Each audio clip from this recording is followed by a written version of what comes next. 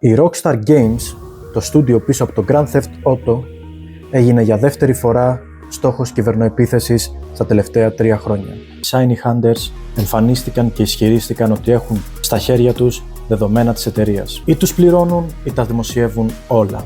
Rockstar Games, τα δεδομένα σας παραβιάστηκαν. Πληρωμή ή διαρροή. Σκέψου το λίγο, μιλάμε για μία από τις μεγαλύτερες εταιρείες gaming στον κόσμο και παρόλα αυτά βρέθηκε εκτεθειμένη.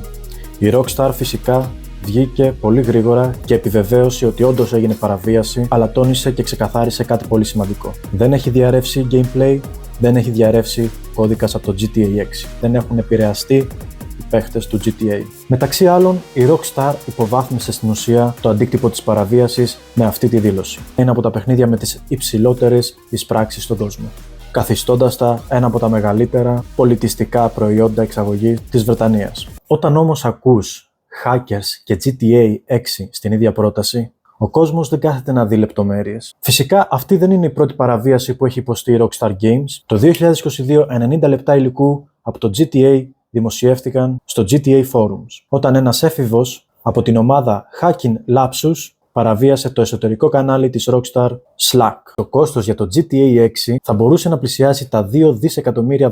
Ευχαριστώ πάρα πολύ για όσους μείνατε μέχρι το τέλος του βίντεο. Εμείς θα τα ξαναπούμε στο επόμενο. Μέχρι τότε να είστε όλοι καλά.